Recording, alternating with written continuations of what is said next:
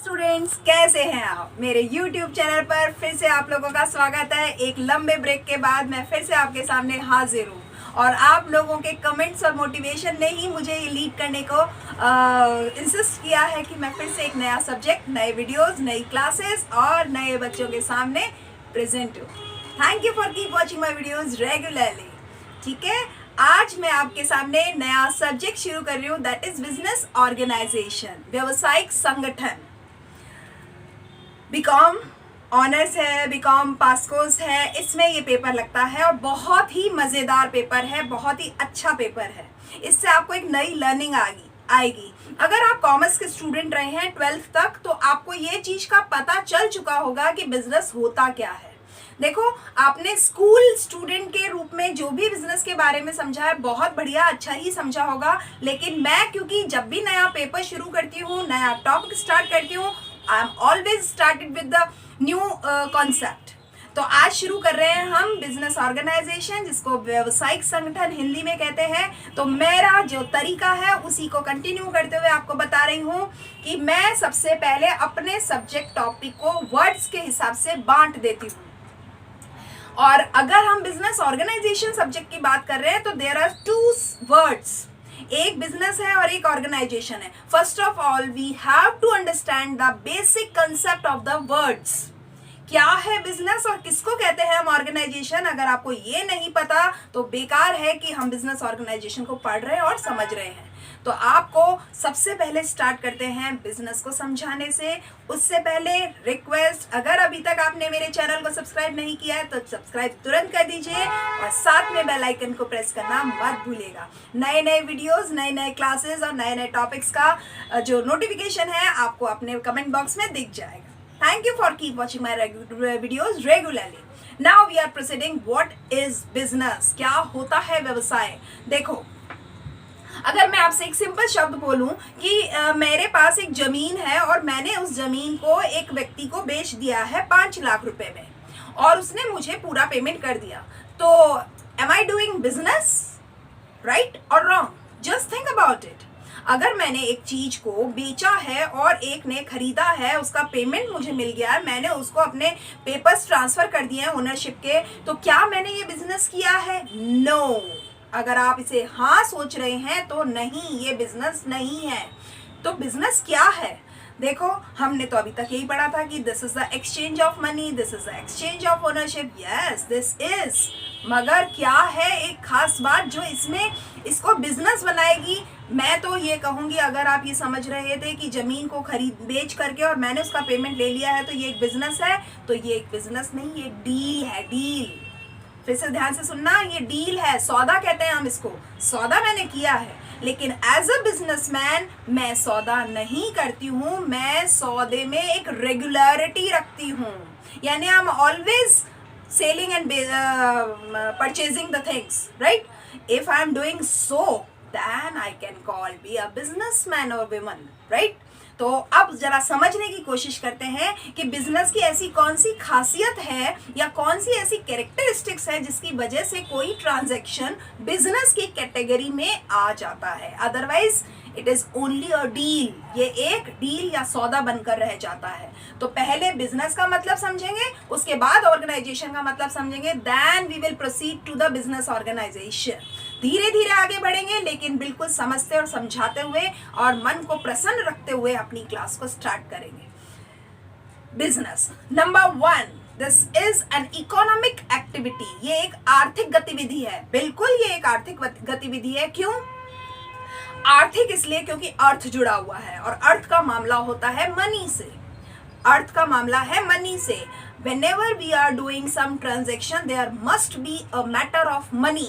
ये याद रखो, जब जब हम एक बिजनेस की बात करेंगे, हम हमेशा पैसे के इन्वॉल्वमेंट की बात करेंगे। या तो मुझे पैसा मिलेगा या तो मैं पैसा आपको दूंगा, राइट? तो अगर पैसा बीच में है तो मान के चल लेना, ऐसी एक्टिविटी इकोनॉमिक एक्टिविटी कहलाएगी।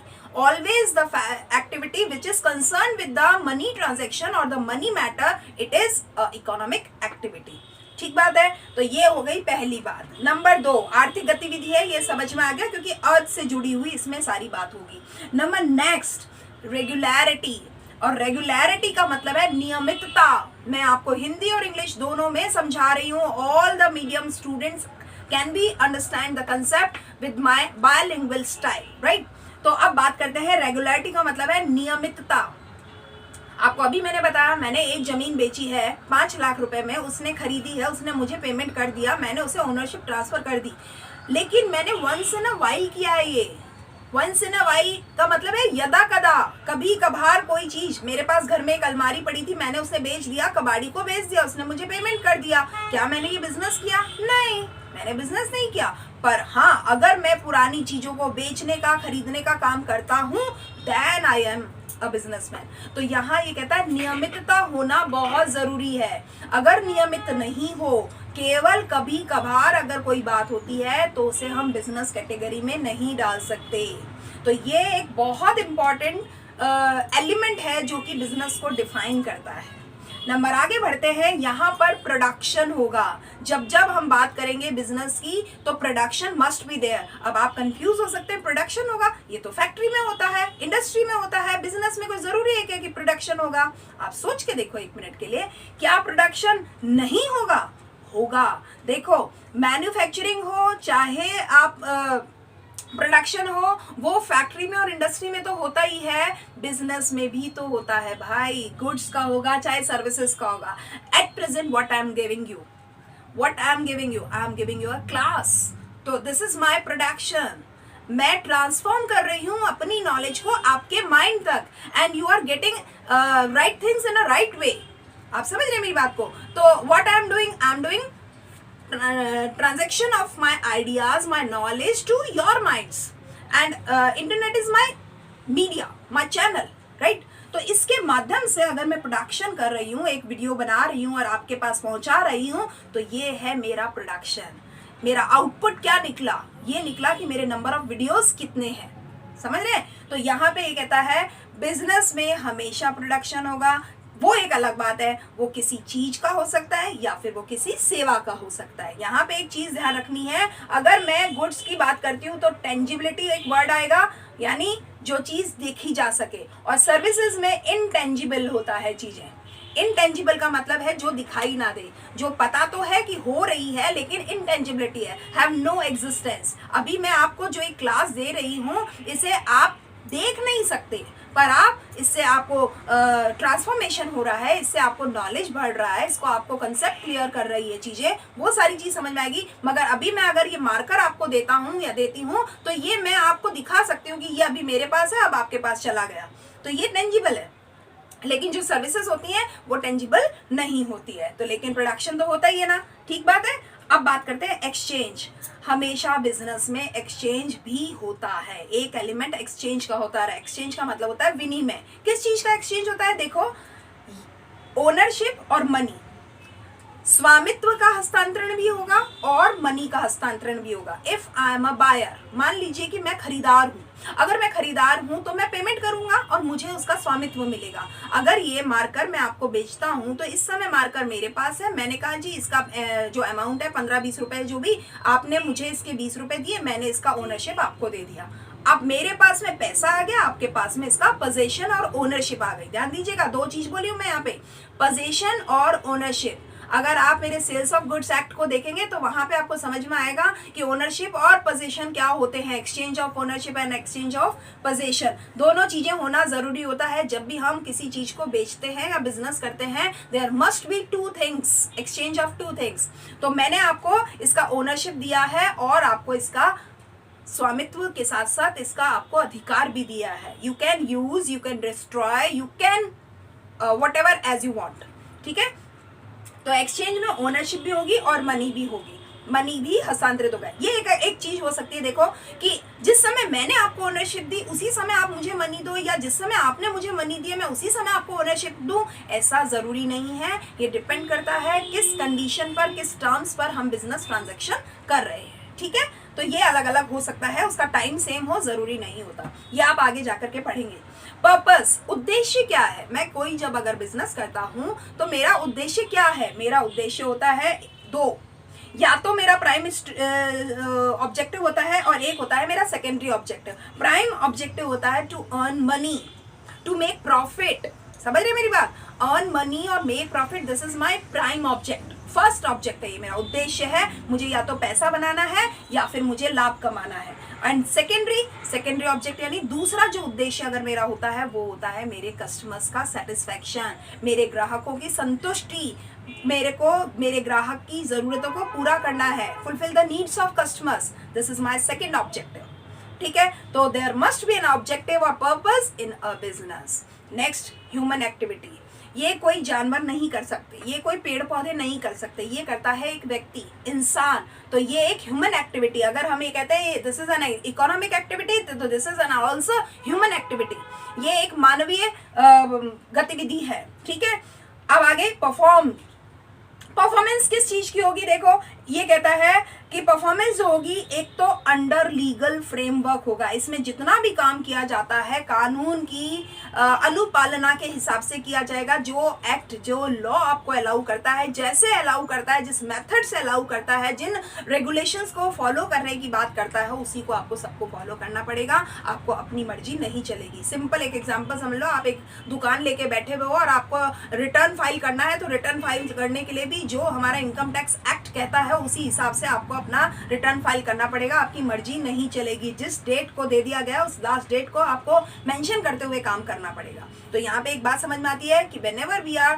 in business we have to follow all the legal framework and formalities, right?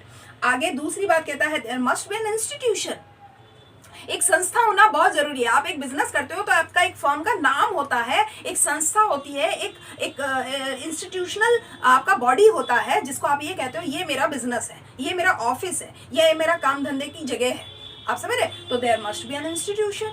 हो गई बात, ये तो हो गया। इसकी परफॉर्मेंस इन दो चीजों के तहत होती है, एक लीगल फ्रेमवर्क और दूसरा आपका इंस्टीट्यूशनल फ्रेमवर्क। अब आगे बात करते हैं इसके, अगर पार्ट्स की बात करें, बहुत सारे तरीके होते हैं एक बिजनेस के, बहुत सारे रूप हो सकते हैं, फॉर्म हो सकते हैं। इसको हम इंडस्ट्री भी, बैंकिंग भी, ट्रेड, ट्रांसपोर्टेशन, इंश्योरेंस, ये सब इसके एक अंदर के रूप हैं, इंटरनल पार्ट्स हैं। ये एक बिजनेस में ट्रांसपोर्टेशन का अपना रोल है, कम्युनिकेशन का अपना रोल है, इंश्योरेंस का अपना रोल है, बैंकिंग के बगैर आप बिजनेस कर नहीं सकते।